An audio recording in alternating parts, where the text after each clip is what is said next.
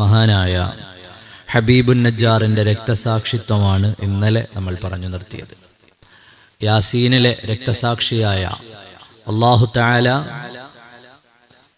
ദുനിയാവിൽ നിന്ന് മടങ്ങുന്ന നേരത്തു തന്നെ ഖീല ദുഖുലിൽ ജന്ന, സ്വർഗത്തിലേക്ക് പ്രവേശിക്കൂ എന്ന് അള്ളാഹുവിനാലും മലക്കുകളാലുമൊക്കെ പറയപ്പെട്ട മഹാനവറുകളുടെ ജീവിതം യാസീൻ പറയുന്ന ഭാഗങ്ങളാണ്, യാസീനിലൂടെ പറയുന്ന ഭാഗങ്ങളാണ് നമ്മൾ ഇന്നലെ പറഞ്ഞത്.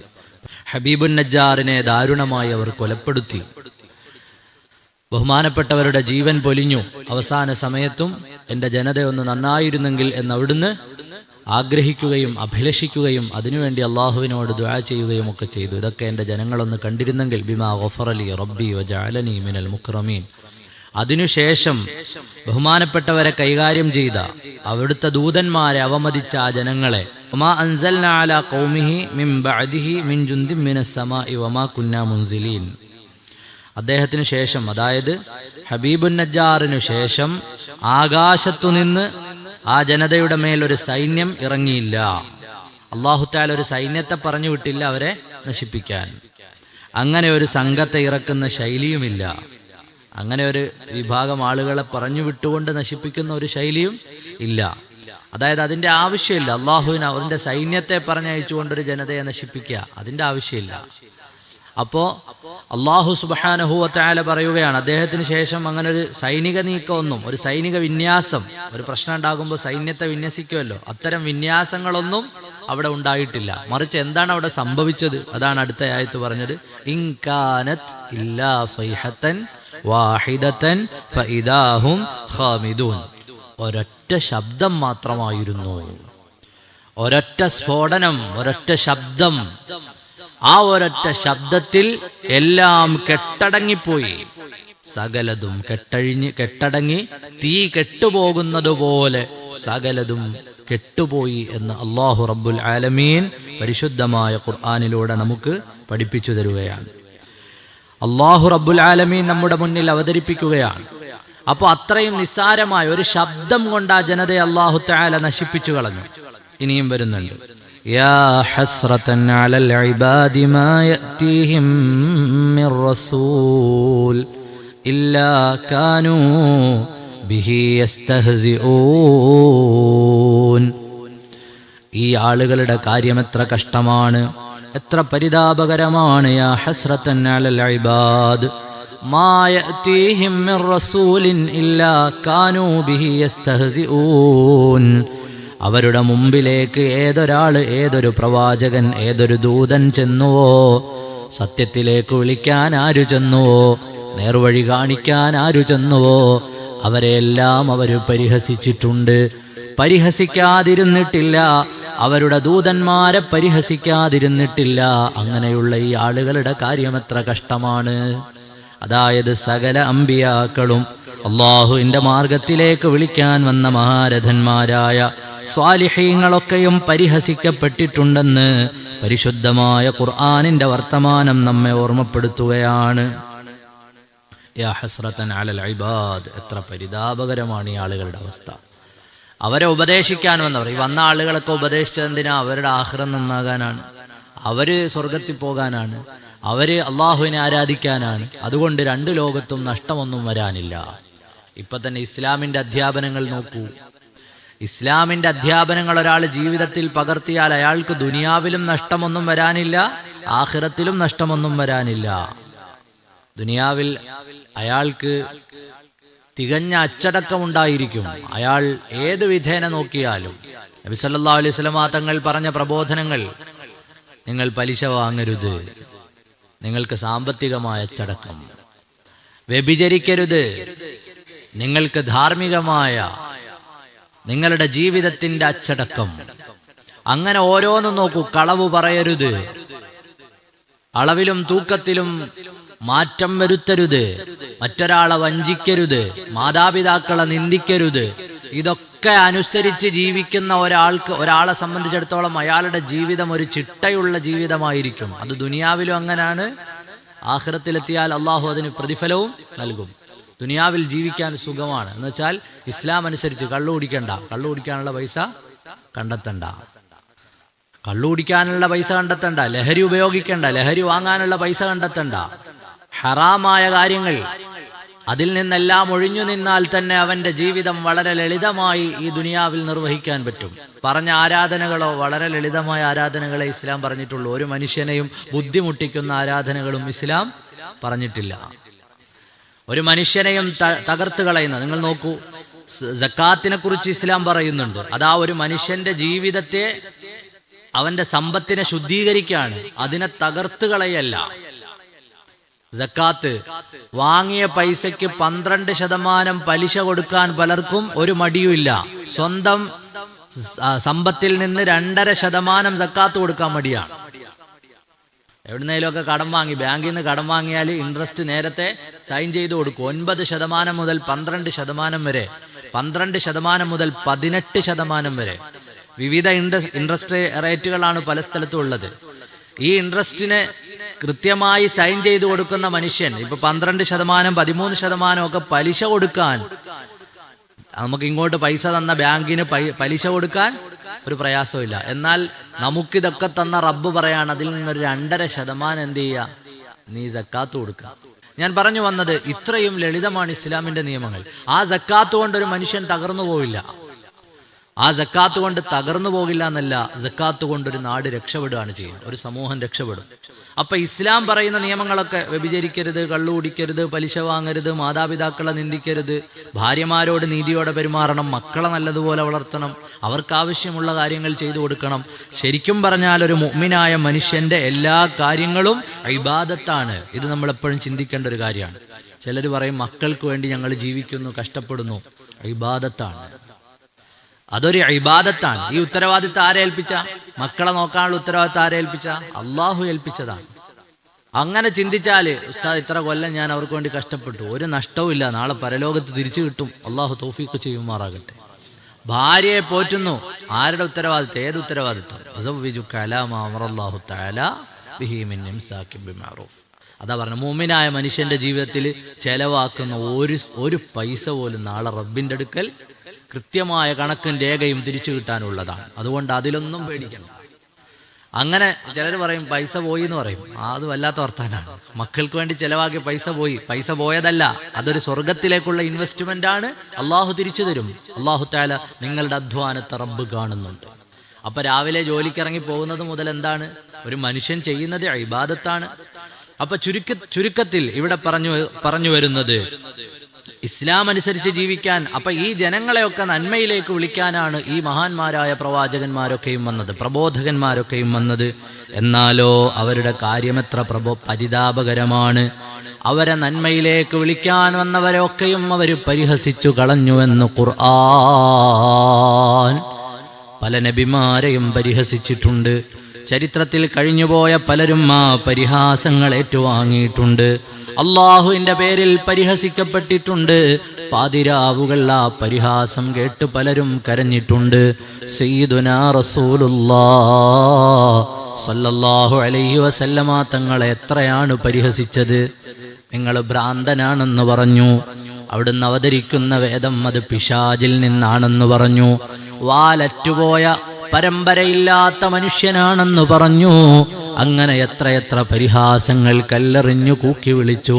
യാ റസൂലല്ലാഹ്, അങ്ങേക്ക് മുമ്പ് വന്നവരും ഇതെല്ലാം കേട്ടിട്ടുണ്ട് നബിയേ. അപ്പോ ഒരു സമൂഹത്തിന്റെ അവസ്ഥ എത്ര സങ്കടമേ. അവർ പരിഹസിക്കുന്നവരാണ്. കുത്തുവാക്കുകൾ പറയുന്ന ആളുകൾ, വേദനിപ്പിക്കുന്ന തമാശകൾ പറയുന്ന ആളുകൾ, താടി വെച്ചവരെ കണ്ടാൽ പരിഹസിക്കുന്ന ആളുകൾ, തൊപ്പി വെച്ചവരെ കണ്ടാൽ പരിഹസിക്കുന്ന ആളുകൾ. റമദാനിലും കാണാൻ തൊപ്പിയിട്ട് ഒരാൾ പള്ളിയിൽ വന്നാൽ അയാളെ ഇത്രയും നാൾ ഇവനെയൊന്നും ഇവിടെ കണ്ടില്ല, ഇപ്പൊ പുതുതായിട്ട് പറയാൻ പാടില്ല എന്നാണ്. ഇത്രയും നാൾ ഇവനെയൊന്നും ഇവിടെ കാണാനില്ലായിരുന്നു, ഇപ്പം പുതുതായിട്ട് വന്നാണ്. അങ്ങനെ പറയാൻ ഇത് ആരുടെയും കുടുംബസ്വത്തൊന്നുമല്ല, ഇത് അള്ളാഹുവിന്റെ ഭവനാണ്. അള്ളാഹുവിൽ നിന്ന് തിരിഞ്ഞു നടന്ന ഒരു മനുഷ്യന്റെ ചരിത്രം പറയുന്നുണ്ട്. വർഷങ്ങളോളം അള്ളാഹുവിൽ നിന്നൊരു മനുഷ്യൻ തിരിഞ്ഞു നടന്നു. ഒരിക്കൽ അയാൾക്ക് മനസ്താപം തോന്നി, എനിക്കൊന്ന് പള്ളിയിൽ പോണം, എനിക്ക് നന്നാകണം. ആ മനുഷ്യൻ വീട്ടിൽ ചെന്ന് കുളിച്ച് വുളു എടുത്ത് പള്ളിയിലേക്ക് വന്നു. അപ്പൊ ആ പള്ളിയിലിരുന്ന ആളുകൾ അദ്ദേഹത്തെ നോക്കിയിട്ട്, ഇയാളിപ്പോ പുതിയതാണല്ലോ എന്ന് പറഞ്ഞു. അപ്പൊ പുതിയതാണല്ലോ. ആ സമയത്ത് അവിടെ ഉണ്ടായിരുന്ന സ്വാലിഹീങ്ങളിൽ ഒരാൾ അവരെ ഉപദേശിച്ചു, ഈ മനുഷ്യൻ പള്ളിയിൽ കാലുകുത്തിയ ഉടനെ ഇവിടെ ഉണ്ടായിരുന്നവർക്കൊക്കെ അള്ളാഹു പുറത്തു കൊടുത്തു. എന്താ കാര്യം? അവൻ അള്ളാഹുവിലേക്ക് തിരിച്ചു വന്ന സന്തോഷം കൊണ്ട് റബ്ബ് ഇവൻ കാരണമാണ് എനിക്കും പുറത്തു വന്നത്. ഈ പള്ളിയിലേക്ക് വന്നവൻ കാരണമാണ് അള്ളാഹു എനിക്കും പുറത്തു വന്നത്. കാരണം അവൻ തിരിച്ചു വന്ന സന്തോഷത്തിൽ റബ്ബ് അവിടെ ഉള്ളവർക്കൊക്കെ പുറത്തു കൊടുത്തു. അള്ളാഹു എത്ര ഉദാരനാണ്. അപ്പൊ റബ്ബ് അവൻ തിരിച്ചു വന്നു, അവൻ ഇബാദത്ത് ചെയ്യുന്നല്ലോ, അവന്റെ മനസ്സിന് മാറ്റം വന്നല്ലോ. ആ സന്തോഷം കൊണ്ട് നിങ്ങൾക്കും പുറത്തു കിട്ടാൻ ആര് കാരണമായി? ഈ വന്നവൻ കാരണമായി. അപ്പൊ പുതുതായിട്ട് ഒരാൾ പള്ളിയിൽ വന്നാല് ചില സ്ഥലത്തൊക്കെ പറയും, കല്യാണം ആകാനായും തോന്നുന്നു, അതാണ് ഇപ്പൊ പള്ളിയിലൊക്കെ കല്യാണമൊക്കെ ആകാനായും തോന്നുന്നു, അതുകൊണ്ടാണ് പള്ളിയിലൊക്കെ. നമുക്ക് ആരെയും പരിഹസിക്കാൻ അവകാശമില്ല, കളിയാക്കാം. ഒരാൾ പൊരുത്തപ്പെടുമെന്ന് ഉറപ്പുള്ള ഒരു കാര്യം പറഞ്ഞുകൊണ്ട് ഒരാളെ കളിയാക്കാം. നേരത്തെ ഒരു ജുമാ പ്രസംഗത്തിൽ സൂറത്തുൽ ഹുജറാത്തിന്റെ ചില ഭാഗങ്ങൾ പറയുമ്പോൾ ഞാനിത് പറഞ്ഞിട്ടുണ്ട്, അതുകൊണ്ടാണ് വിശാലമായി പറയാത്തത്. അപ്പൊ ഞാൻ അസീബ് ഉസ്താദിനെ പറഞ്ഞാൽ മൂപ്പർക്ക് അത് ഇഷ്ടപ്പെടും, മൂപ്പരത് പൊരുത്തപ്പെടും, തമാശയായിട്ടേ കാണുള്ളൂ, എന്നാൽ കുഴപ്പമില്ല. സുഹൃത്തുക്കൾ തമ്മിലുള്ള പരിഹാസം അങ്ങനെയുള്ളതാണ്. മറ്റേ ആൾക്ക് ഇല്ലേ ഞാൻ പൊരുത്തപ്പെടില്ല, നിന്നെ പരലോകത്ത് പിടിച്ചു നിർത്തും, അങ്ങനൊന്നുമില്ല പരസ്പരം. നേരെ മറിച്ച് ഒരാളെ പരിഹസിച്ചാൽ അയാൾക്ക് വേദനിക്കും, അയാൾക്ക് വിഷമം ഉണ്ടാവും. അയാൾ പൊരുത്തപ്പെടാതിരുന്നാൽ റബ്ബിന്റെ മുമ്പിൽ നമ്മൾ ഉത്തരവാദിയാവും. അങ്ങനെയാണെങ്കിൽ എന്ത് ചെയ്യരുത്? അയാളെ പരിഹസിക്കരുത്, അയാളെ വഴിക്കുവിട്ടേക്കുക. അയാളെ ഇടംപേര് വിളിക്കരുത്, അയാളെ മോശപ്പെടുത്തരുത്, അയാളുടെ കുറ്റങ്ങളും കുറവുകളും പറയരുത്. ദീനിന്റെ പേരിൽ പരിഹാസങ്ങൾ ഉണ്ടാകരുത്. അത് മുൻകാലത്ത് ഈ പറഞ്ഞതുപോലെ അള്ളാഹുവിന്റെ വിരോധികൾ ചെയ്തതാണ്. താടി വെച്ചവർ, തൊപ്പി വെച്ചവർ, അങ്ങനെ തുടങ്ങിയിട്ട് പർദ്ദയിട്ട് നടന്നു പോകുന്ന പെണ്ണെ കണ്ടാലോ മൂടി പുതച്ച് നടന്നു പോകുന്നവർ, നിക്കാബ് ധരിക്കുന്നവർ, ഹിജാബ് ധരിക്കുന്നവർ.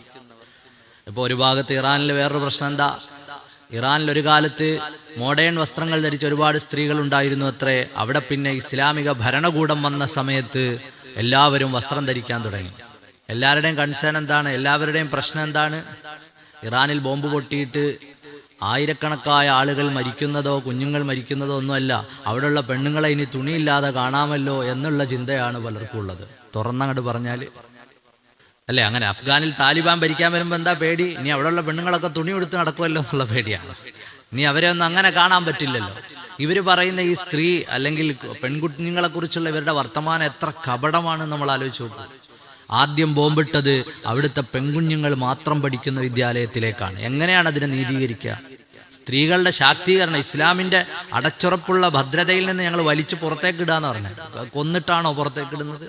ചിന്തിക്കാനാണ്. അന്താരാഷ്ട്ര സമൂഹം ഇസ്ലാമിന് മേൽ വെച്ച് കെട്ടുന്ന ഇത്തരം ആരോപണങ്ങളിൽ നമ്മൾ മനസ്സിലാക്കാനാണ്. ഞങ്ങൾ പെൺകുട്ടികളുടെ അവകാശങ്ങൾ, എത്ര കുട്ടികളെ ഇവർ കൊന്നുകളഞ്ഞു ഈ കഴിഞ്ഞ കാലത്തിന്റെ ഇടയിൽ. ആരെ സംരക്ഷിക്കാൻ? ആ സ്കൂളിൽ ബോംബിട്ടതിൽ നിന്ന് മാത്രം ഏകദേശം 100-നടുത്ത് കുട്ടികൾ എന്ത് ചെയ്തിട്ടുണ്ട്? കൊല്ലപ്പെട്ടിട്ടുണ്ട്. ഇതാണോ സ്ത്രീകളെ കുറിച്ച്, സ്ത്രീകളുടെ പെൺകുഞ്ഞുങ്ങളുടെ സംരക്ഷണം എന്ന് പറയുന്നത്? അപ്പൊ ഇസ്ലാമിനെതിരെയുള്ള ഇത്തരം വില കുറഞ്ഞ വാദങ്ങളുടെയൊക്കെ പിന്നിലുള്ള കാര്യം ഇതാണ്. മാത്രമല്ല, ഈ ഭരണകൂടങ്ങളൊക്കെ വരുന്നതിന് മുമ്പ് ഇറാനിൽ ഒരു ഭരണകൂടം ഉണ്ടായിരുന്നു. അതായത് രാജകുടുംബത്തിന് മുമ്പ് ഒരു ഭരണകൂടം ഉണ്ടായിരുന്നു. ആ ഭരണകൂടം വന്ന ഉടനെ എന്ത് ചെയ്തു? അവരുടെ എണ്ണപ്പാടങ്ങളൊക്കെയും ദേശസാൽക്കരിച്ചു. അപ്പോ അവിടുന്ന് എണ്ണ കടത്തിക്കൊണ്ടു പോകുന്ന പല യൂറോപ്യന്മാർക്കും എണ്ണ കിട്ടാതെയായി. ആദ്യമായല്ല, ആ രാജ്യത്ത് അട്ടിമറി ഉണ്ടാക്കുന്നത് ഇവരെല്ലാം കൂടിയിട്ടാണ്. അന്നുണ്ടായിരുന്ന മുസദ്ദിഖ് സർക്കാരിനെ അട്ടിമറിക്കുന്നത് ഇവരെല്ലാം കൂടിയിട്ടാണ്. നമ്മൾ ഈ പശ്ചിമേഷ്യയുടെ രാഷ്ട്രീയം പഠിക്കുമ്പോൾ മനസ്സിലാവും. ഇവരെല്ലാം കൂടിയിട്ടാണ് അവരെ അട്ടിമറിച്ചത്. എന്നിട്ടാണ് അടുത്ത രാജകുടുംബത്തെ ഏൽപ്പിച്ചത്. രാജകുടുംബം അഴിമതി, അതിനുശേഷമാണ് വിപ്ലവം ഉണ്ടായത്. ഇപ്പൊ വിപ്ലവത്തിൽ അധികാരത്തിൽ വന്ന ഭരണകൂടത്തെ ഇവർ വീണ്ടും ഇല്ലാതെയാക്കി.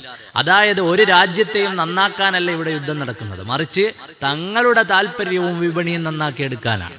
അമേരിക്ക യുദ്ധം ചെയ്യുന്നത് ഏതെങ്കിലും ഒരു രാജ്യം, ഇറാൻ നന്നാവാനല്ല. അല്ലെ നന്നായ ഏത് രാജ്യമുള്ള ഇറാഖിനോട് യുദ്ധം ചെയ്ത് ഇന്നും ആ രാജ്യത്തിന്റെ കണ്ണീര് തീർന്നിട്ടില്ല. അഫ്ഗാനിനോട് യുദ്ധം ചെയ്ത് ഇന്നും ആ രാജ്യം തിരിച്ചുയർത്തെഴുന്നേറ്റിട്ടില്ല. ആരെ നശിപ്പിക്കാനാണെന്നാണോ അഫ്ഗാനിൽ പറഞ്ഞത്, അവരെ തന്നെ അധികാരം ഏൽപ്പിച്ചിട്ട് പോവുകയും ചെയ്തു. അപ്പൊ തങ്ങളുടെ വിപണിയും തങ്ങൾക്ക് കിട്ടാനുള്ളതും തങ്ങളുടെ മാർക്കറ്റും ഒക്കെ നടക്കണം. അതിനു വേണ്ടിയിട്ടാണ് ഈ യുദ്ധങ്ങളെല്ലാം. ഇതൊരു മനുഷ്യന് വേണ്ടിയുള്ള യുദ്ധമല്ല, ഇതൊരു മതത്തിന് വേണ്ടിയുള്ള യുദ്ധമല്ല, ഇത് മനുഷ്യന്റെ വഴിവിട്ട താല്പര്യങ്ങൾക്ക് വേണ്ടിയുള്ള യുദ്ധമാണ്. ഇതൊരു മനുഷ്യന്റെ അങ്ങേയറ്റത്തെ അക്രമവാസന അത് ലോകത്തിന്റെ മുമ്പിൽ കാണിക്കുന്ന യുദ്ധമാണ്. ഇതിൽ നീതി ന്യായം ഒന്നും നമുക്ക് പറയാൻ പറ്റില്ല. അള്ളാഹു കാത്തു രക്ഷിക്കുമാറാകട്ടെ. അപ്പൊ ഇങ്ങനെ പരിഹസിച്ച ആളുകൾ, അന്ന് ഇസ്ലാമിനെ ആദ്യകാലം മുതൽ പരിഹസിക്കുന്ന ആളുകളുണ്ട്. ആ പരിഹസിച്ച മുഴുവൻ ആളുകൾ ഇപ്പോഴും ഇസ്ലാമിനെ പരിഹസിക്കുന്നവരുണ്ട്. ആ പരിഹാസം കേൾക്കാതെ മുൻഗാമികളായ പ്രവാചകന്മാരൊന്നും കടന്നുപോയിട്ടില്ല. ഇന്നല്ലദീന അജ്റമൂ കാനൂ മിനല്ലദീന ആമനൂ യദ്ഹഖൂൻ വഇദാ മർറൂ ബിഹിം യതഗാമസൂൻ.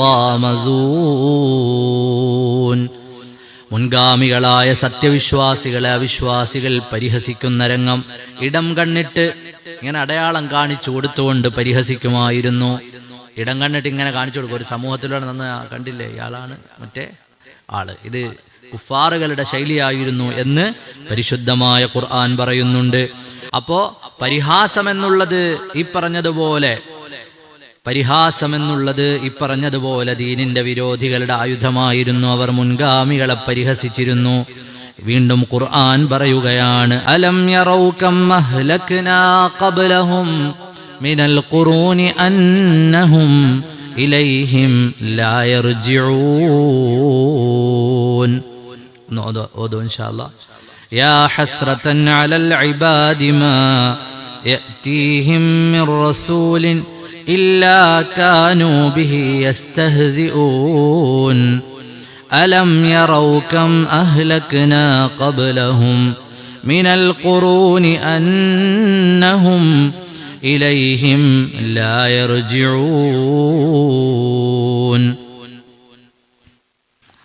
അവര് കാണുന്നില്ലേ, നമ്മൾ കാണുന്നില്ലേ എന്ന് ഖുർആൻ ചോദിക്കുകയാണ്. എന്താണ് കാണാനുള്ളത്? എന്താ കാണാനുള്ളത്? അവർക്ക് മുമ്പ് എത്ര തലമുറകളെ അല്ലാഹു തആല നശിപ്പിച്ചു കളഞ്ഞു. കം അഹ്ലക്നാ ഖബ്ലഹും, അവർക്ക് മുമ്പ് എത്രയോ തലമുറകളെ അല്ലാഹു തആല നശിപ്പിച്ചു കളഞ്ഞു.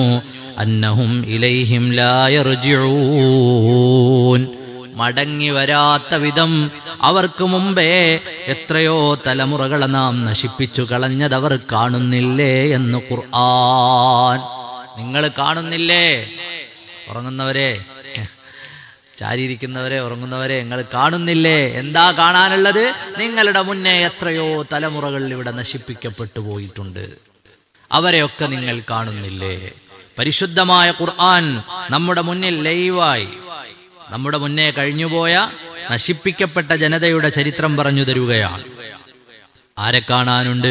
സയ്യിദുനാ ഹൂദ് നബി അലൈഹിസ്സലാം പ്രബോധനം ചെയ്ത വലിയൊരു ജനത ഇവിടെ കഴിഞ്ഞുപോയിട്ടുണ്ട്. ഹൂദ് നബി അലൈഹിസ്സലാമിന്റെ ജനത ഇവിടെ കഴിഞ്ഞുപോയി. സ്വാലിഹ് നബി അലൈഹിസ്സലാമിന്റെ ജനത കഴിഞ്ഞുപോയി. ശുഐബ് നബി അലൈഹിസ്സലാമിന്റെ ജനതയും കഴിഞ്ഞുപോയി. ഈ ജനങ്ങളെയൊക്കെ ഒന്ന് കണ്ടാലോ, അവരുടെ കാര്യങ്ങൾ അറിഞ്ഞാലോ, സുബ്ഹാനല്ലാഹ്, അല്ലാഹു സുബ്ഹാനഹു വ തആല നശിപ്പിച്ചു കളഞ്ഞ എത്രയോ ജനത ഇവിടെ കഴിഞ്ഞു പോയിട്ടുണ്ട്. സയ്യിദുനാ നബിയുല്ലാഹി ഹൂദ് അലൈഹിസ്സലാം, അവിടുന്ന് പ്രബോധനം ചെയ്ത ജനത, ആദ് ഗോത്രം. ആദ്യമായി ഭൂമിയിൽ നശിപ്പിക്കപ്പെട്ട ജനത സയ്യിദുനാ നൂഹ് നബി അലൈഹിസ്സലാമിന്റെ ജനതയാണ്. അവരെ നശിപ്പിച്ചത് എന്തുകൊണ്ടാണ്? നേരത്തുള്ള ആയത്തുകൾ ശ്രദ്ധിച്ചാൽ മനസ്സിലാവും. ഭൂമിയിലേക്ക് സൈന്യത്തെ ഒന്നും ഇറക്കേണ്ടി വന്നിട്ടില്ല. പ്രളയം കൊണ്ട് നശിപ്പിക്കപ്പെട്ട ജനതയാണ് ആരുടേത്? സയ്യിദുനാ നബിയുല്ലാഹി നൂഹ് അലൈഹിസ്സലാം. നൂഹ് നബി അലൈഹിസ്സലാമിന്റെ ജനതയെ പ്രളയം കൊണ്ട് നശിപ്പിച്ചു. അതേ പ്രളയം തന്നെ ചരിത്രത്തിൽ പല സ്ഥലത്തും വരുന്നുണ്ട്. തൂഫാൻ, ആ പ്രളയം തന്നെ പല ജനങ്ങളെയും നശിപ്പിച്ച ചരിത്രം ഖുർആൻ പറഞ്ഞു വെക്കുന്നുണ്ട്. നൂഹ് നബി അലൈഹിസ്സലാമിന്റെ ജനതയ്ക്ക് വെള്ളം കൊണ്ടാണ് ശിക്ഷ ഉണ്ടായത്. ഇടിച്ചു കുത്തിപ്പാഞ്ഞു വന്ന വെള്ളം അവരുടെ മേലെ കൂടി കടന്നുപോയി. ഏതുവരെ? നൂഹ് നബിയുടെ കപ്പൽ ജൂദി പർവ്വതത്തിൽ ചെന്ന് ചേരുന്നതുവരെ. അറാറത്ത് പർവ്വതനിരകളിലെ ജൂദി പർവ്വതത്തിൽ നിന്നാണ് വർഷങ്ങൾക്ക് ശേഷം ആർക്കിയോളജിക്കൽ വകുപ്പ് നൂഹ് നബിയുടെ കപ്പൽ കണ്ടെടുത്തത്. പരിശുദ്ധ ഖുർആൻ കറക്റ്റ് എക്സാക്ട് ലൊക്കേഷൻ പറയുന്നുണ്ട്. ജൂദി എന്ന് പറയും, ജൂദി പർവ്വതനിര. ബൈബിളിൽ അറാറത്ത് പർവ്വതനിരകളെ കുറിച്ച് പറയുന്നുണ്ട്. തുർക്കിയിലെ അറാറത്ത് പർവ്വതനിരകളെ കുറിച്ച് പറയുന്നുണ്ട്. അവിടെ ജൂദി പർവ്വതത്തിലാണ് എന്ന് ഖുർആൻ എന്ത് ചെയ്യുന്നുണ്ട്? അതിന്റെ ലൊക്കേഷൻ കൃത്യമായി ഒരു വലിയ പർവ്വതനിരകളുടെ ഇടയിലെ ജൂദി പർവ്വതത്തിൽ നിന്നാണ്, അവിടെയാണ്, ജൂദി പർവ്വതത്തിലാണ് സയ്യിദുനാ നൂഹ് അലൈഹിസ്സലാമിന്റെ കപ്പൽ എത്തിച്ചേർന്നത്. അത് ആർക്കിയോളജിക്കൽ വകുപ്പ് എത്രയോ കാലങ്ങൾക്ക് ശേഷം അത് കണ്ടെടുത്തിട്ടുണ്ട്. ആ കപ്പലിന്റെ അവശിഷ്ടങ്ങളൊക്കെ അത് ലോകത്ത് മിക്കവാറും എല്ലാവരും അംഗീകരിക്കുന്നതാണ്. കാരണം നൂഹ് നബിയുടെ ചരിത്രം ആര് പറയുന്നുണ്ട്? നൂഹ് നബിയുടെ ചരിത്രം ബൈബിൾ പറയുന്നുണ്ട്. നോഹയുടെ പെട്ടകം നമ്മളൊക്കെ കേൾക്കാറുണ്ട്. നൂഹ് നബിയുടെ ചരിത്രം പല വേദങ്ങളും ലോകത്ത് പറഞ്ഞിട്ടുണ്ട്. അപ്പൊ അതുകൊണ്ട് തന്നെ അതിൽ വലിയ ഗവേഷണങ്ങൾ നടത്തുന്നുണ്ട്. അതിൽ കൃത്യമായ വിവരങ്ങൾ ഖുർആൻ പറയുന്നുണ്ട്, എങ്ങനെയാണ് അത് അവിടെ എത്തിച്ചേർന്നതെന്നും മറ്റുമൊക്കെ. അപ്പോൾ വെള്ളം കൊണ്ട് നശിപ്പിക്കപ്പെട്ടയാളാണ്, വെള്ളം കൊണ്ട് നശിപ്പിക്കപ്പെട്ട ജനതയുണ്ട്, തീ കൊണ്ട് ചരൽക്കാറ്റ് കൊണ്ട് നശിപ്പിക്കപ്പെട്ടവരുണ്ട്, കാറ്റുകൾ കൊണ്ട് നശിപ്പിക്കപ്പെട്ടവരുണ്ട്. പല വിധേനയും ലോകത്ത് ശിക്ഷ ഇറങ്ങിയിട്ടുണ്ട്.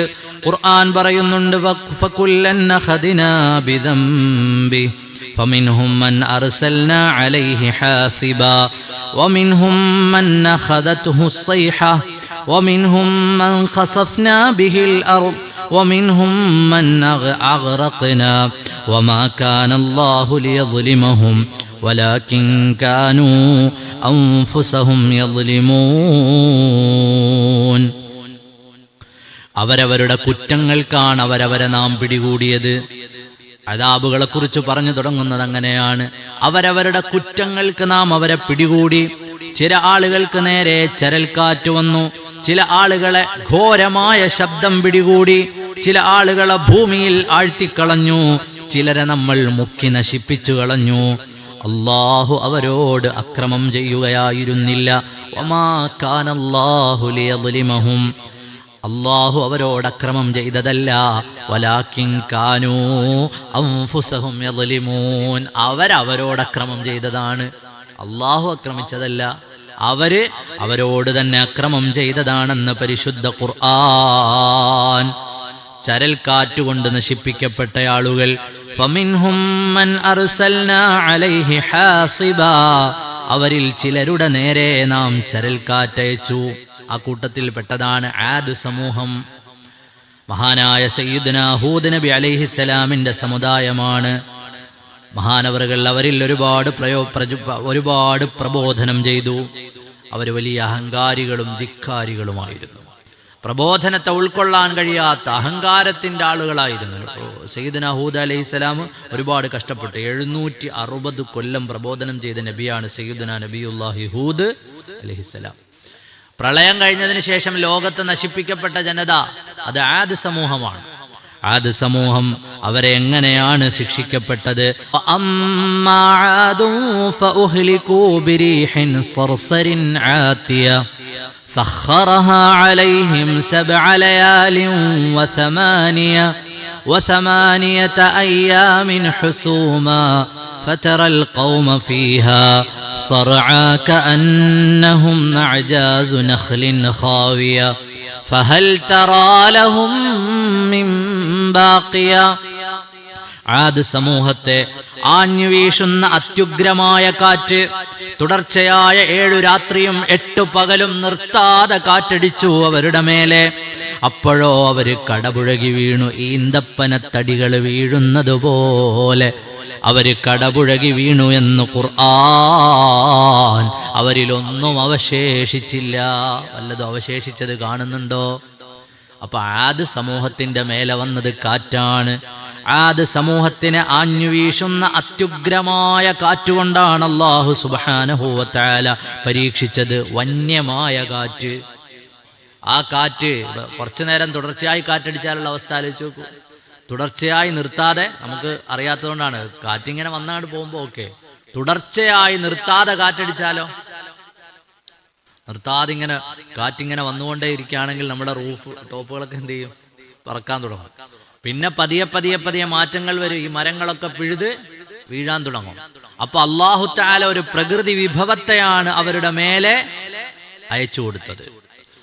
ആദ് സമൂഹത്തെ നശിപ്പിച്ചത് ഈ കാറ്റാണ്. കാറ്റുകൊണ്ട് അല്ലാഹു തആല നിർത്താതെ, അതാ ഖുർആൻ പറഞ്ഞത്, 7 രാത്രിയും 8 പകലും നിർത്താതെ കാറ്റടിച്ചു. ഒരാളും ബാക്കിയാകാത്ത വണ്ണം ഈന്തപ്പന തടികൾ വീഴുന്നത് പോലെ അവർ വീണുപോയി എന്ന് ഖുർആൻ.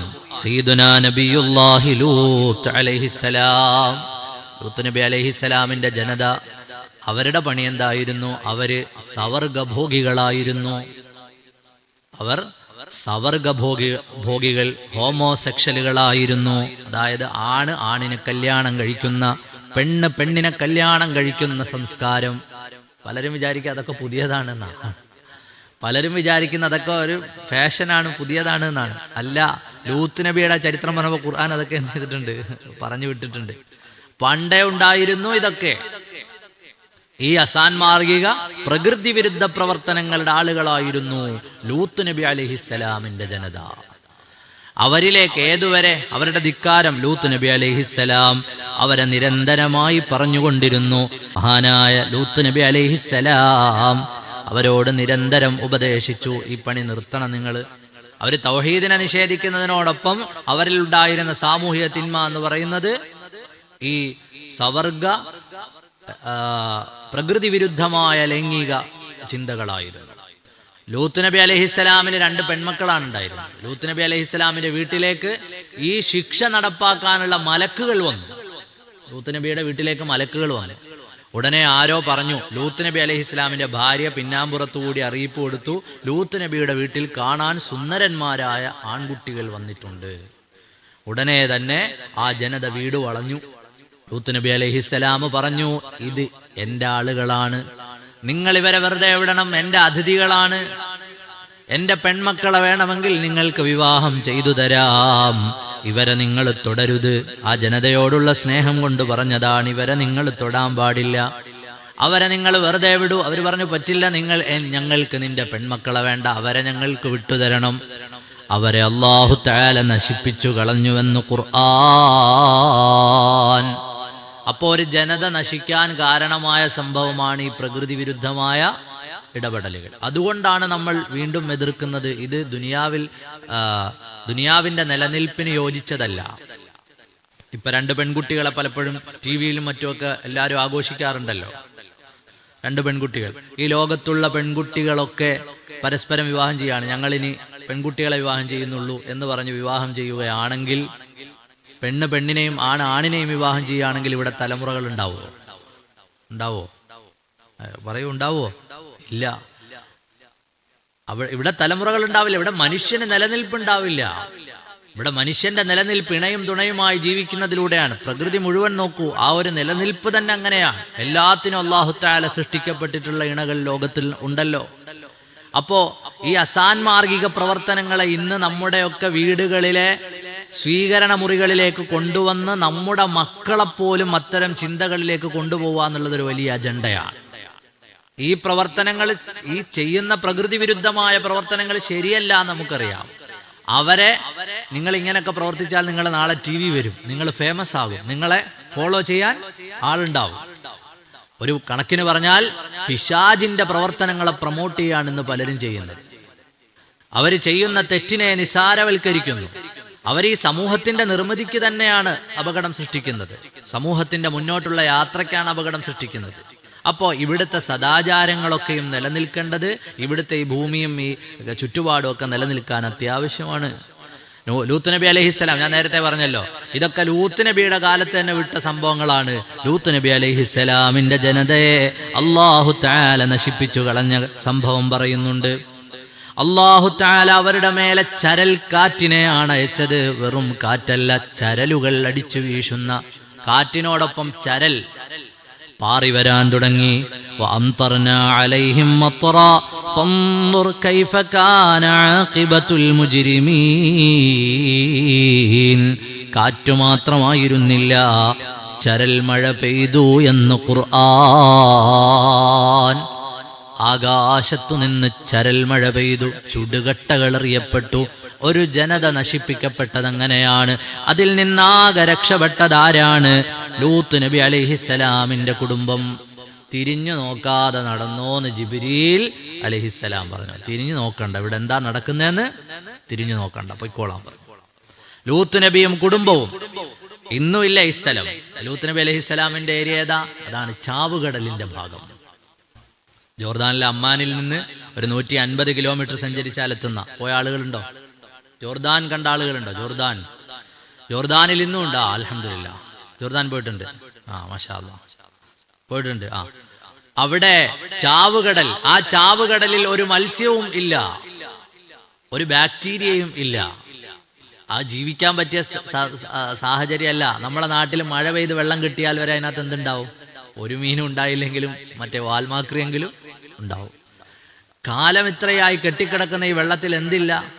ഒരു ബാക്ടീരിയയോ ഒരു ജീവിയുടെ സാന്നിധ്യമോ ഇല്ല. അവിടെ ജീവിക്കാൻ പറ്റുന്ന ഇടമല്ല. അള്ളാഹുവിന്റെ ശിക്ഷ ഇറങ്ങിയ സ്ഥലം.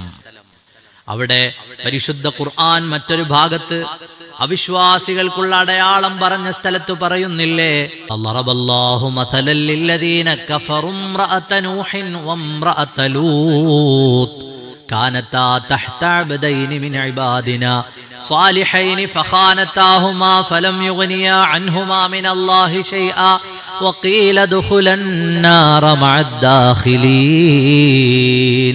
ലൂത്ത് നബിയുടെ ഭാര്യ, നൂഹ് നബിയുടെ ഭാര്യയും ലൂത്ത് നബിയുടെ ഭാര്യയും അവിശ്വാസികളുടെ അടയാളമായി ഖുർആൻ പറയുന്നുണ്ട്. ആ കൂട്ടത്തിൽ ലൂത്ത് നബിയുടെ ഭാര്യ, ലൂത്ത് നബിയുടെ വീട്ടിലെ രഹസ്യങ്ങളൊക്കെ പുറത്തുള്ള ഈ ശത്രുക്കൾക്ക് എത്തിച്ചു കൊടുക്കുന്ന ഭാര്യയായിരുന്നു.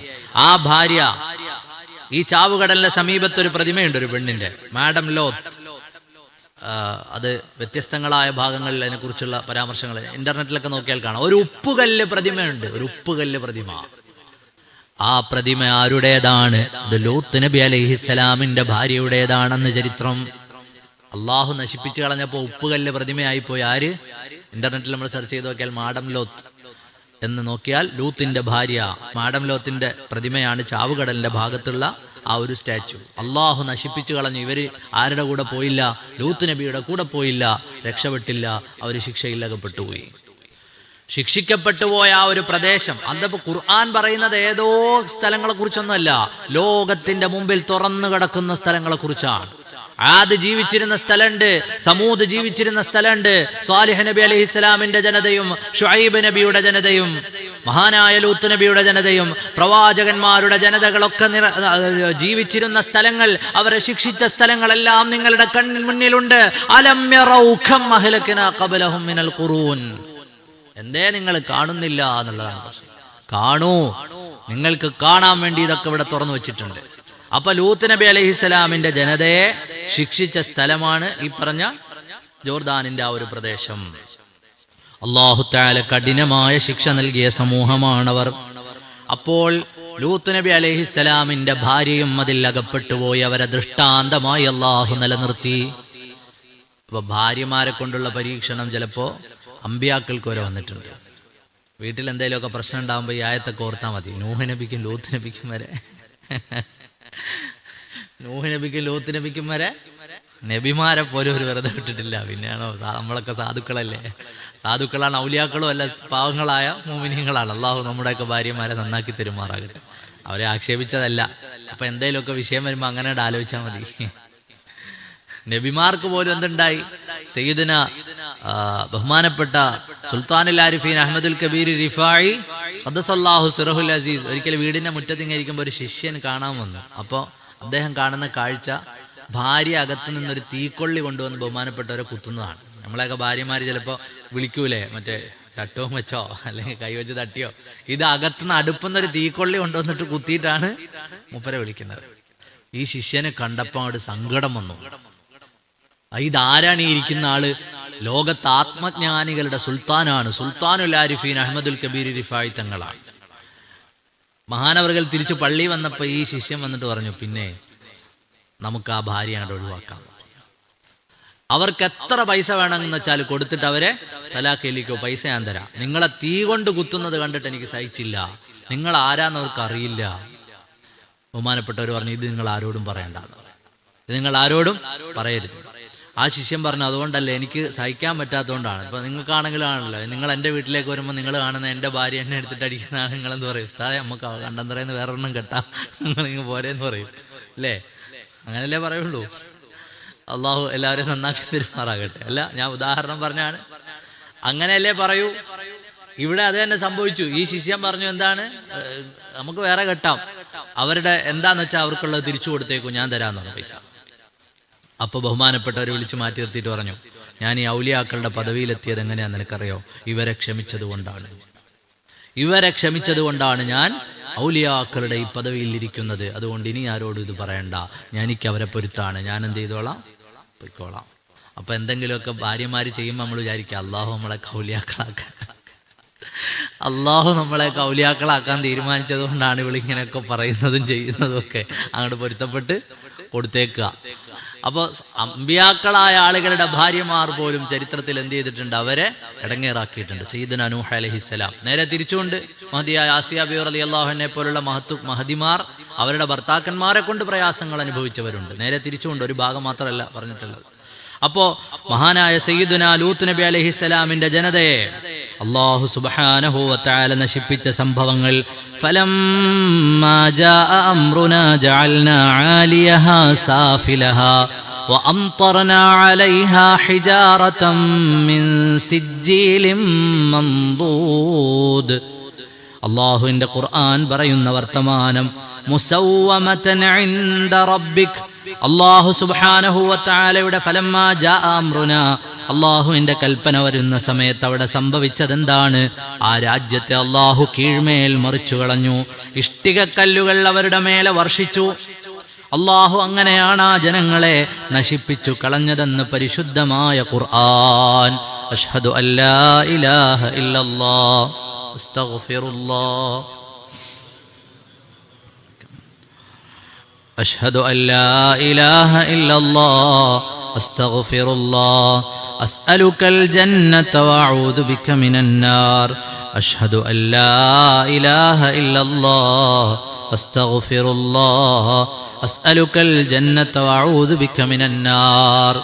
നേരത്തെ നമ്മൾ പറഞ്ഞു, ഘോരമായ ശബ്ദം കൊണ്ട് നശിപ്പിക്കപ്പെട്ട ആളുകൾ ആ കൂട്ടത്തിൽപ്പെട്ടതാണ്.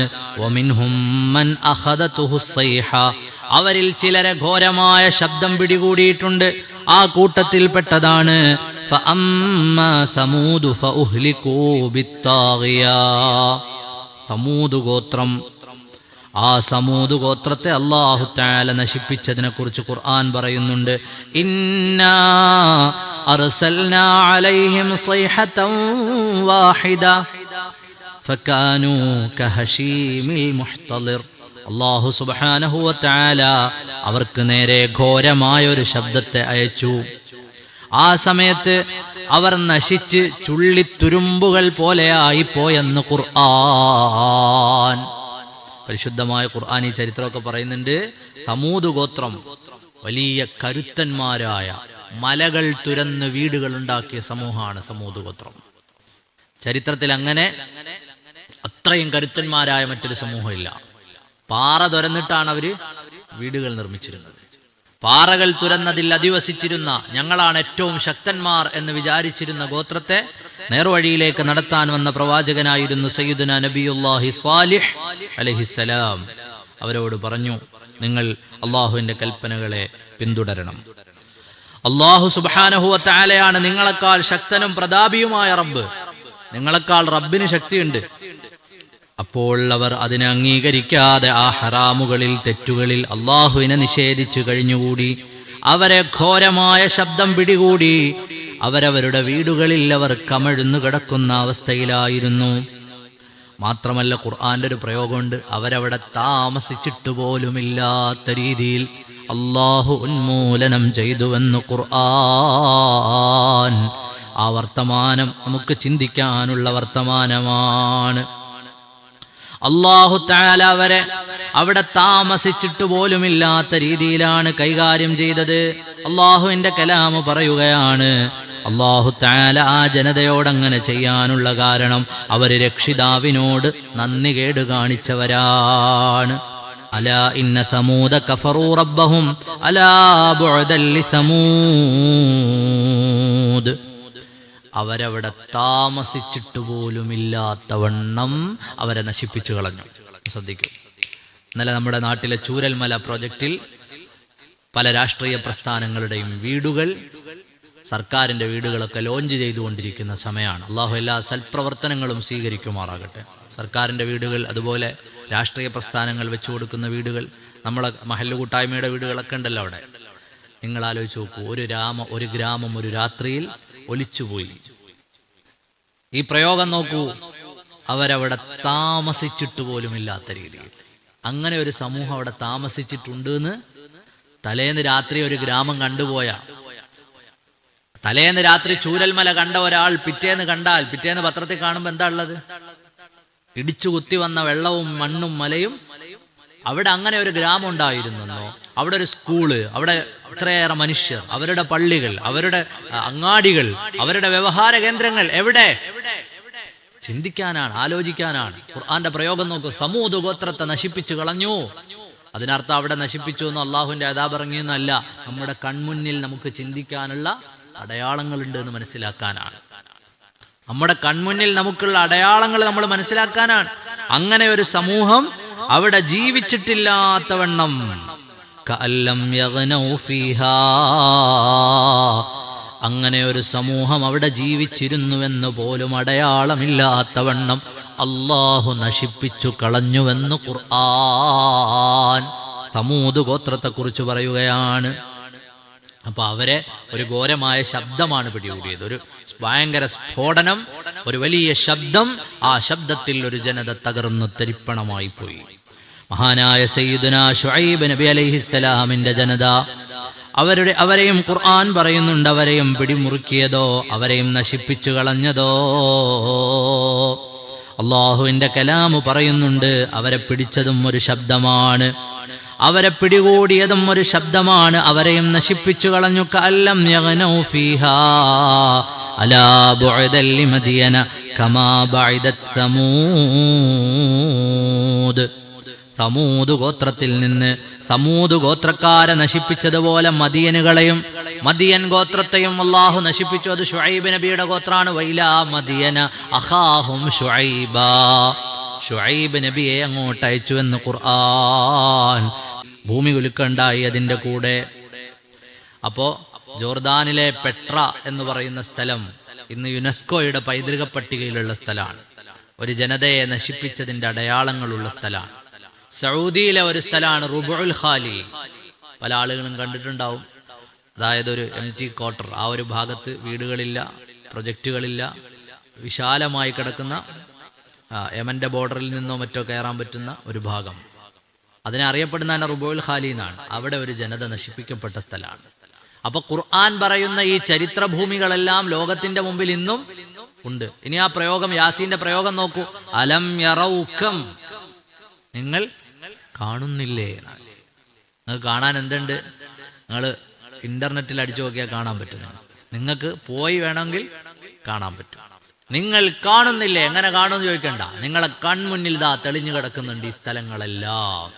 അള്ളാഹു അദാബിറക്കിയ സ്ഥലങ്ങളും ജനങ്ങളും എല്ലാം. ചില ആളുകളെ അല്ലാഹു തആല ഭൂമിയിലേക്ക് താഴ്ത്തിക്കളഞ്ഞു. ആ കൂട്ടത്തിൽപ്പെട്ടതാണ് ഖാറൂൻ, മൂസാ നബി അലൈഹിസ്സലാമിന്റെ കാലത്ത് ജീവിച്ചിരുന്നവൻ. ചില ആളുകളെ അല്ലാഹു മുക്കിക്കളഞ്ഞു. വമിൻഹും മൻ അഗ്റഖനാ, ആ കൂട്ടത്തിലെ പ്രധാനികൾ നൂഹ് നബി അലൈഹിസ്സലാമിന്റെ ജനത. അപ്പോ ഇതൊക്കെ വന്നിട്ടുണ്ട്. പലതരത്തിലുള്ള ശിക്ഷകൾ ലോകത്ത് വന്നിട്ടുണ്ട്. ആ ശിക്ഷകൾ നടന്ന സ്ഥലവും അവരെ ശിക്ഷിക്കാനുണ്ടായ സാഹചര്യങ്ങളും ഇവരെ ആരെയും വെറുതെ ശിക്ഷിച്ചതല്ല എന്ന് അക്കമിട്ടുകൊണ്ട് ഖുർആൻ പറയുന്നുണ്ട്. കൂട്ടത്തിൽ ഒരു ഡാമിന്റെ ചരിത്രം പറയുന്നുണ്ട്. മുല്ലപ്പെരിയാറല്ല കേട്ടോ, മുല്ലപ്പെരിയാറല്ല, ഒരു ഡാമിന്റെ ചരിത്രം പറയുന്നുണ്ട്. ഇത് സബയിലുണ്ടായിരുന്ന മഹാനായ സയ്യിദുനാ സുലൈമാൻ നബി അലൈഹിസ്സലാമിന്റെ കാലത്ത് ഇസ്ലാമിലേക്ക് വന്ന ബൽഖീസിന്റെ നാട് യമനിലെ സബയിൽ അവർക്കൊരു ഡാം ഉണ്ടായിരുന്നു.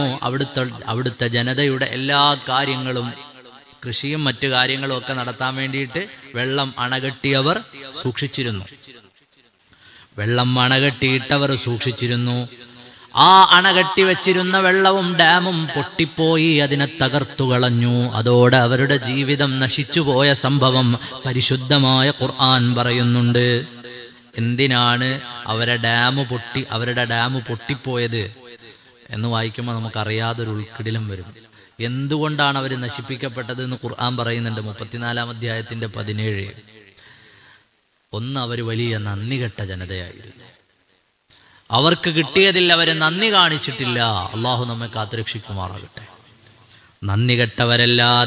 നന്ദികെട്ടവരോടല്ലാതെ അല്ലാഹു തആല ഇത്തരം അദാബുകൾ ചെയ്യുമോ എന്ന് ഖുർആൻ. അവരെ കിട്ടിയതിലൊന്നും നന്ദി കാണിച്ചിരുന്നില്ല. അപ്പോ അണക്കെട്ടിലൂടെ ഉള്ള ജലപ്രവാഹത്തിലൂടെ ഭീമാകാരമായ കല്ലുകൾ, അതുപോലെ അണക്കെട്ട് തകർന്നപ്പോ വൻമലകളെ മുക്കാനുള്ള എത്രയാണ് വെള്ളം, ആ വെള്ളമെല്ലാം കുത്തിയൊലിച്ചവരുടെ തോട്ടങ്ങളും ആളുകളും നാടുകളും എല്ലാം ഒലിച്ചുപോയ സംഭവം ഖുർആൻ പറയുന്നുണ്ട്. ഇത് വായിച്ചിട്ട് നമ്മൾ മുല്ലപ്പെരിയാറൊക്കെ വായിക്കുമ്പോൾ ആ വർത്താനം നോക്കൂ. അവര് നന്ദികേട് കാണിച്ചു എന്നാ പറഞ്ഞത്. അവര് നന്ദികേട്. ഇന്നിപ്പോ നമ്മൾ കാണുന്നതൊക്കെ അങ്ങനെയല്ല. അള്ളാഹു നൽകിയ അനുഗ്രഹങ്ങളുടെ മേലെ നിന്നുകൊണ്ട് മനുഷ്യൻ നന്ദികേട് കാണിക്കുന്ന കാലത്താണ് നമ്മളുള്ളത്. അള്ളാഹു നമ്മയൊക്കെയും രക്ഷപ്പെടുത്തി തരുമാറാകട്ടെ. അള്ളാഹു തന്ന അനുഗ്രഹങ്ങളാണ് എല്ലായിടത്തും ഉള്ളത്. പക്ഷേ ആ അനുഗ്രഹങ്ങളിൽ ഇരുന്നു കൊണ്ട് മനുഷ്യൻ നന്ദികേട് കാണിക്കുന്ന ഒരു കാലത്തും ഒരു ലോകത്തുമാണ് നമ്മൾ ഉള്ളത്. അപ്പൊ നന്ദികേട് കാണിച്ച ആളുകളെ ഇങ്ങനെ നശിപ്പിച്ചു കളഞ്ഞു എന്ന് ഖുർആൻ പറയുന്നുണ്ട്. ഡാം പൊട്ടി, അണക്കെട്ട് തകർന്നു. സബയിലെ അണക്കെട്ട് തകർന്നിട്ട് കുത്തിയൊലിച്ചു വന്ന വെള്ളത്തിൽ നശിപ്പിക്കപ്പെട്ടത് നന്ദിയില്ലാത്ത ജനതയാണ്. അവർക്ക് ജീവിക്കാനുള്ള എല്ലാ സൗകര്യങ്ങളും സാഹചര്യങ്ങളും അല്ലാഹു തആല നൽകി. ഫലഭൂവിഷ്ടമായ മണ്ണും വെള്ളവും ഭക്ഷണവും അതുപോലെ നല്ല മനോഹരമായ ഭവനങ്ങളും. പക്ഷേ നന്ദി കാണിച്ചില്ല. സുജൂദ് ചെയ്യാൻ മറന്നുപോയി. അവർ അള്ളാഹുവിന് വഴിപ്പെടാൻ മറന്നുപോയി. അള്ളാഹുവിന്റെ ദീനിനെ അവർ സൗകര്യം പോലെ വലിച്ചെറിഞ്ഞു. കുറെ അനുഗ്രഹങ്ങൾ കിട്ടിയപ്പോൾ ഇനിയിപ്പോ ദീനൊന്നും വേണ്ട എന്നുള്ള അവസ്ഥയായി. ഇനിയിപ്പോ നിസ്കാരവും നോമ്പും സ്വലാത്തും ദിക്റും ഒന്നും വേണ്ട, ഇനിയിപ്പോ ഞാൻ വലിയ ആളായി. അപ്പൊ എന്ത് ചെയ്തു? അങ്ങനെ അങ്ങോട്ട് ജീവിച്ചപ്പോൾ അല്ലാഹു തആല ജനതയെ നശിപ്പിച്ചു കളഞ്ഞ സംഭവം പരിശുദ്ധമായ ഖുർആൻ പറയുകയാണ്. ഇങ്ങനെയൊക്കെയുള്ള സംഭവങ്ങൾ നമുക്ക് മുന്നിൽ തുറന്നു കിടക്കുകയാണ്. അതാണ് അലം യറൂകം അഹ്ലക്നാ ഖബ്ലഹും മിനൽ ഖുറൂനി അന്നഹും ഇലൈഹിം ലാ യർജിഊൻ. തിരിച്ചു വരാത്ത വിധം അല്ലാഹു തആല തിരിച്ചു വന്നിട്ടില്ലല്ലോ. അവരാരെങ്കിലും തിരിച്ചു വന്നോ? നൂഹ് നബിയുടെ ജനത തിരിച്ചു വന്നോ? സമൂദ് തിരിച്ചു വന്നോ? ആദ് ഗോത്രം തിരിച്ചു വന്നോ? മദായിൻ സാലിഹിൽ നിന്ന് ആളുകൾ തിരിച്ചു വന്നോ? സബയിലെ അണക്കെട്ട് തകർന്ന ആളുകൾ തിരിച്ചു വന്നോ? എത്രയോ മല്ലന്മാർ, എത്രയോ ശക്തന്മാർ, നിങ്ങളെക്കാൾ കരുത്തന്മാർ, നിങ്ങളെക്കാൾ ജീവിതത്തിൽ മുന്നേറിയ ആളുകൾ അല്ലാഹുവിന്റെ അദാബ് വന്നു ചേർന്ന നേരത്ത് അവരെല്ലാം ഒന്നുമല്ലാതെയായില്ലയോ? നിങ്ങളത് കാണുന്നില്ലയോ എന്ന് ഖുർആൻ ഇങ്ങനെയാണ്. നമ്മളെ ചിന്തകളെയാണ് ഖുർആൻ എന്ത് ചെയ്യുക? തട്ടി വിളിക്കുക. അലം യറൂകം അഹ്ലക്നാ ഖബ്ലഹും മിനൽ ഖുറൂനി അന്നഹും ഇലൈഹിം ലാ യർജിഊൻ. യാസീൻ ഓതുമ്പോൾ ഇതൊക്കെ ഇങ്ങനെ ഓർമ്മ വരണം. ഈ സമൂഹങ്ങളുടെ ചരിത്രവും നശിപ്പിക്കപ്പെട്ട രംഗവും ഒരൊറ്റ ആയത്ത് കൂടി പറഞ്ഞുകൊണ്ട് ഇന്നത്തെ ക്ലാസ് അവസാനിപ്പിക്കുകയാണ്. അതുകൊണ്ടെല്ലാം തീർന്നു എന്ന് വിചാരിക്കുന്നുണ്ടോ? ഈ ജനങ്ങളെയൊക്കെ നശിപ്പിച്ചത് കൊണ്ട്, അല്ലെങ്കിൽ നന്ദി കെട്ടവർക്ക് ഇവിടെ ശിക്ഷ കിട്ടിയത് കൊണ്ട് തീർന്നു പോയി എന്ന് കരുതുകയാണോ? എന്നാൽ അങ്ങനെ വേണ്ട. വഇൻ കുല്ലുൽ ലമ്മാ ജമീഉൽ ലദൈനാ മുഹ്ളറൂൻ. ഒന്നൊഴിയാതെ, ഒരാളൊഴിയാതെ അവരെല്ലാവരും അല്ലാഹുവിന്റെ മുമ്പിൽ ഹാജരാക്കപ്പെടുമെന്ന് ഖുർആൻ. വഇൻ കുല്ലുൽ ലമ്മാ ജമീഉൽ ലദൈനാ മുഹ്ളറൂൻ. അല്ലാഹുവിന്റെ മുമ്പിൽ മരണം കൊണ്ടെല്ലാം അങ്ങ് തീർന്നുപോയി എന്ന് വിചാരിക്കരുത്. അങ്ങനാണെങ്കിൽ ആത്മഹത്യ മതിയാകുമായിരുന്നല്ലോ. മരണം കൊണ്ടൊന്നും കഴിഞ്ഞു പോകുന്നില്ല. നശിപ്പിക്കപ്പെട്ടത് കൊണ്ട് അവരുടെ ശിക്ഷ തീർന്നുപോയി എന്ന് കരുതുന്നുണ്ടോ? അങ്ങനെയൊന്നുമല്ല. അല്ലാഹുവിന്റെ മുമ്പിൽ ഹാജരാക്കപ്പെടും. വഇൻ കുല്ലുൽ ലമ്മാ ജമീഉൽ ലദൈനാ മുഹ്ളറൂൻ. ഒന്നൊഴിയാതെ റബ്ബിന്റെ മുന്നിൽ ഹാജരാക്കപ്പെടും. ചില രംഗങ്ങളുണ്ട് അള്ളാഹുവിന്റെ മുമ്പിൽ എങ്ങനെ ഹാജരാക്കുന്ന ഒരു കൂട്ടായിട്ടല്ല, കണ്ടന്നറ മഹല്ലുകാർ വരൂന്നല്ല, ഓരോരുത്തരായിട്ടാണ് അള്ളാഹുവിന്റെ മുമ്പിലെത്തുന്നത്. ഓരോരുത്തരെയാണ് വിചാരണയ്ക്ക് വിളിക്കുന്നത്. ചില ആളുകൾ ആ വിളി കേൾക്കുമ്പോൾ പേടിച്ച് അരണ്ട് എങ്ങനെയാണ് റബ്ബിന്റെ വിചാരണയ്ക്ക് നിൽക്കുക? പേടിച്ച് അരണ്ട് പ്രയാസപ്പെട്ട് നിൽക്കും മഹാന്മാരായ മുഫസ്സിറുകൾ രേഖപ്പെടുത്തുകയാണ്. അവരെ ഹാജരാക്കപ്പെടും. അവരെ പിടിച്ചുകൊണ്ടുവരും മലക്കുകൾ. വലിച്ചഴച്ചുകൊണ്ടുവന്നവനെ അവിടെ നിർത്തി വിചാരണ ചെയ്യും. മുഹ്ളറൂൻ. വഇൻ കുല്ലുൽ ലമ്മാ ജമീഉൽ ലദൈനാ മുഹ്ളറൂൻ. നമുക്കൊരു പ്രശ്നം ദുനിയാവിൽ വന്നാൽ നമ്മുടെ വീട്ടുകാരുണ്ട്, കൂട്ടുകാരുണ്ട്, എന്ത് കാര്യത്തിനും നമ്മുടെ കൂടെ വരാൻ ആളുണ്ട്, വിളിച്ചാൽ വരാൻ ആളുണ്ട്.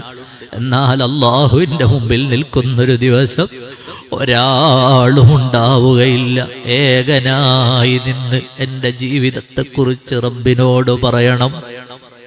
അള്ളാഹുവിൻ്റെ മുമ്പിൽ നിൽക്കുന്ന ആ രംഗം, നമ്മളെ പോലീസ് സ്റ്റേഷനിൽ നിന്ന് വിളിപ്പിച്ചാൽ നമ്മൾ കൂടെയുള്ള ആരെങ്കിലുമൊക്കെ വിളിച്ചുകൊണ്ട് പോകും, നാട്ടിലെ പ്രധാനികളെ വിളിച്ചുകൊണ്ട് പോകും.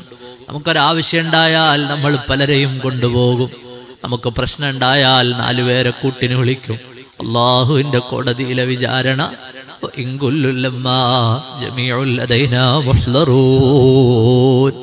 ഒറ്റക്ക് പിടിച്ചു നിർത്തിയിട്ടാണ് വിചാരണ ചെയ്യുന്നത്. വാപ്പയില്ല, ഉമ്മയില്ല, കൂട്ടുകാരില്ല, ബന്ധുമിത്രാദികളില്ല. അവനവൻ ചെയ്ത അമല് എണ്ണി എണ്ണി എണ്ണി ഖാലിഖായ റബ്ബിന്റെ മുമ്പിൽ പറയേണ്ട ഒരു ദിവസം വരും. അള്ളാഹു അന്ന് നമ്മെ രക്ഷപ്പെടുത്തി തരുമാറാകട്ടെ. ഈ ആയത്തൊക്കെ ഓതുമ്പോൾ നമ്മുടെ കൽബിൽ അത് വരണം. എന്നെ അള്ളാഹു ഒന്ന് ആലോചിച്ച് നോക്കൂ, ഒരു നിമിഷം കണ്ണടച്ചിട്ടൊന്ന് ആലോചിച്ച് നോക്കൂ. അള്ളാഹുവിൻ്റെ മുമ്പിൽ ഞാൻ നിൽക്കുന്നൊരു രംഗം, എൻ്റെ കൂടെ ഒരാളുമില്ല. എന്നെ സൃഷ്ടിച്ച് പരിപാലിച്ച് എന്നെ എല്ലാം ആക്കി തീർത്ത, എൻ്റെ ഓരോ അനക്കവും അടക്കവും അറിയുന്ന, എൻ്റെ ചലനങ്ങളും നിശ്ചലനങ്ങളും അറിയുന്ന, എൻ്റെ വാക്കും പ്രവർത്തനങ്ങളും അറിയുന്ന, എൻ്റെ ഹൃദയത്തിൻ്റെ വിചാരങ്ങളും വികാരങ്ങളും അറിയുന്ന എൻ്റെ റബ്ബിൻ്റെ മുന്നിൽ നിൽക്കുന്ന, ലോകത്തിൻ്റെ സൃഷ്ടാവിൻ്റെ മുന്നിൽ നിൽക്കുന്ന ഒരു രംഗം, ഞാനും സൃഷ്ടാവായ റബ്ബും മാത്രം. നീ എന്തിന് ദുനിയാവിൽ ഇത് ചെയ്തു എന്ന് ചോദിച്ചാൽ, നീ എന്തിന് ദുനിയാവിൽ ഇങ്ങനെയൊക്കെ പ്രവർത്തിച്ചു എന്ന് ചോദിച്ചാൽ, അള്ളാഹുവിന്റെ മുമ്പിൽ നിന്നുരുകുന്ന ഒരു രംഗം,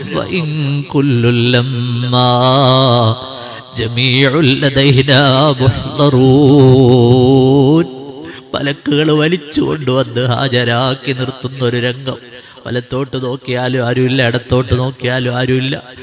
ഏകനായി നിന്ന് വിറയ്ക്കുന്ന ഒരു രംഗം. ചെറുപ്പക്കാരെ, നമുക്ക് വരാനുണ്ട്. ഉമ്മമാരെ, സഹോദരങ്ങളെ, ഇത് കേൾക്കുന്ന ഓരോരുത്തരും, നമുക്കങ്ങനൊരു ദിവസം വരാനുണ്ട്. അന്ന് നമ്മൾ മാത്രമായിരിക്കും. ഇപ്പം പറയാൻ നമുക്ക് കുടുംബമുണ്ട്, കൂട്ടുകാരുണ്ട്, വാപ്പയുടെ പേരുണ്ട്, ബന്ധങ്ങളുണ്ട്, മഹലുണ്ട്. ഇതൊന്നുമില്ല. ഏകനായി റബ്ബിന്റെ മുന്നിൽ ചെന്നു നിൽക്കും. അന്ന് നമ്മൾ ഇതൊക്കെ എണ്ണി എണ്ണി പറയുന്നൊരു ദിവസം വരും. അള്ളാഹു അന്ന് നമ്മെ സമാധാനത്തിലും സലാമത്തിലുമാക്കി തരട്ടെ.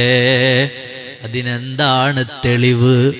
അടുത്ത ആയത്തുകൾ മുതൽ അങ്ങനെ നിർത്തുമെന്ന്, സമ്മേളിപ്പിക്കുമെന്ന്, മരിച്ചാൽ ഉയർത്തെഴുന്നേൽപ്പിക്കുമെന്ന് എന്താണ് നിങ്ങൾക്കുള്ള തെളിവ് എന്ന് അള്ളാഹുവിൻ്റെ ഖുർആൻ പരിശുദ്ധമായ യാസീൻ തെളിവുകളോടെ നമ്മുടെ മുന്നിൽ അവതരിപ്പിക്കുന്ന രംഗമാണ്. വആയത്തുൽ ലഹുമുൽ അർളു and the sign of them. ഇതിൽ സംശയിക്കുന്ന ആളുകൾക്കുള്ള അടയാളങ്ങൾ ഇനി അങ്ങോട്ട് പറയും. അല്ലാഹു തആല നമ്മയൊക്കെ നന്നാക്കി തരുമാറാകട്ടെ.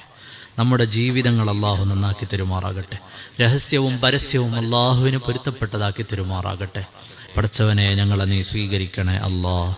അള്ളാഹുവെ, ഞങ്ങൾ പാവങ്ങളും പാപികളും ദോഷികളും ഒക്കെയാണ്. അള്ളാഹുവെ, നിന്റെ ശിക്ഷകളെ തൊട്ട് ഞങ്ങൾ ഒഴിവാക്കി തരണേ അല്ലാഹ്. നാളെ നിന്റെ മുന്നിലെത്തുന്ന ഒരു രംഗം അള്ളാഹുവെ, അന്ന് ഞങ്ങളോട് നീ കരുണ ചെയ്യണേ അല്ലാഹ്. നിന്റെ കാരുണ്യത്തിൻ്റെ കവാടം തുറന്നു നൽകണേ അല്ലാഹ്. ഞങ്ങളെ ഹിസാബുകളിൽ നിന്ന് ഒഴിവാക്കി തരണേ അല്ലാഹ്. നീ കണക്ക് പറയാൻ തുടങ്ങിയാൽ ഞങ്ങൾക്ക് തീർക്കാൻ പറ്റില്ല റബ്ബേ. നീ തന്നതിനും ഞങ്ങൾ ചെയ്തതിനുമെല്ലാം ഇടയിൽ ഒരുപാട് അന്തരമുണ്ട് അള്ളാഹുവേ. നീ ഞങ്ങളോട് കണക്ക് ചോദിക്കല്ല അല്ലാഹ്. നീ ഞങ്ങളോട് കണക്ക് പറയല്ല അല്ലാഹ്. നീ ഖാലിഖായ റബ്ബും ഞങ്ങൾ ശക്തിയില്ലാത്ത പാവങ്ങളായ അടിമകളുമാണ്. ഞങ്ങളെ നീ യാസീൻ സൂറത്തിന്റെ ബറക്കത്ത് കൊണ്ട് വെറുതെ വിടണേ അല്ലാഹ്. അള്ളാഹു, ഈ ആയത്തിൻ്റെ ബറക്കത്ത് കൊണ്ട് നീ ഞങ്ങളെ നന്നാക്കി തരണേ അല്ലാഹ്. ഞങ്ങളുടെ ജീവിതം ഖൈറിലാക്കണേ അല്ലാഹ്. ഞങ്ങളെ മക്കളെ സ്വാലിഹീങ്ങളാക്കണേ അല്ലാഹ്. ദുആ കൊണ്ട് വസിയ്യത്ത് ചെയ്ത ഒരുപാട് ആളുകളുണ്ട്, പല നിലയ്ക്ക് സഹായിച്ച സഹകരിച്ച. അള്ളാഹുവെ, എല്ലാ നിലയിലും ഞങ്ങളുടെ കൂടെ ഉണ്ടായിരുന്ന, ഒപ്പമുണ്ടായിരുന്ന ഞങ്ങളുടെ മഹല്ല് നിവാസികൾ, ഞങ്ങൾക്ക് ഭക്ഷണം തന്നവർ, ഞങ്ങൾക്ക് കടപ്പെട്ട ഒരുപാട് ആളുകളുണ്ട്. റബ്ബേ, നീ അവരെല്ലാം കബൂലാക്കണേ അല്ലാഹ്. ഞങ്ങളെല്ലാം നീ നാളെ പരലോകത്ത് രക്ഷപ്പെടുത്തി തരണേ അല്ലാഹ്. നീ രക്ഷപ്പെടുത്തി തരണേ അല്ലാഹ്. ദുനിയാവിലെ ഞങ്ങളുടെ എല്ലാ കാര്യങ്ങളിലും നീ ബറക്കത്ത് ചെയ്യണേ അല്ലാഹ്. ഞങ്ങളെ സഹോദരങ്ങൾ പല അറബ് നാടുകളിൽ പ്രയാസത്തിൽ വിഷമത്തിലാണ്. റബ്ബേ, നീ സലാമത്താക്കണേ അല്ലാഹ്. അല്ലാഹുവേ, അറബ് നാടുകളിലെ പ്രവാസികളായ ഞങ്ങളുടെ സഹോദരങ്ങൾ, സുഹൃത്തുക്കൾ, അവരെ കൊണ്ടാണ് ഇവിടെ ദീനിയായ കാര്യങ്ങൾ പലതും നടക്കുന്നത്. പടച്ചവനെ, ആ നാടുകൾക്ക് നീ സമാധാനം നൽകണേ അല്ലാഹ്. ഹറമുകളുടെ നാടിനെ നീ കാക്കണേ അല്ലാഹ്. മുസ്ലിമീ മുസ്ലിമീങ്ങൾക്ക് നീ ഇസ്സത്ത് നൽകണേ അല്ലാ. ഉംറയ്ക്ക് ഉൾപ്പെടെ പോകാൻ ആളുകൾ പ്രയാസപ്പെടുന്നുണ്ട് റബ്ബേ, നീ അതിനൊക്കെ പരിഹാരം നൽകണേ അല്ലാ. പടച്ചവനെ, ഞങ്ങൾക്കെല്ലാവർക്കും നീ ഖൈറു ബറക്കാത്തുകൾ പ്രദാനം ചെയ്യണേ അല്ലാ. റബ്ബേ, ഞങ്ങൾ മരിക്കുന്ന സമയം ഈമാനോടെ ഞങ്ങളെ മരിപ്പിക്കണേ അല്ലാ. ഹോസ്പിറ്റലിലായ ICUവിലായ പലരും ദ്വാരക്കാൻ ഏൽപ്പിച്ചവരിലുണ്ട് റബ്ബേ, നീ അവർക്ക് ശിഫ നൽകണേ അല്ലാ. ഞങ്ങളുടെ മഹല്ലത്തുകൾക്ക് ഐക്യവും ഉയർച്ചയും നീ പ്രദാനം ചെയ്യണേ അല്ലാ. ആമീൻ ബിറഹ്മതിക യാ അർഹമർ റഹീമീൻ ബിഹഖി സല്ലല്ലാഹു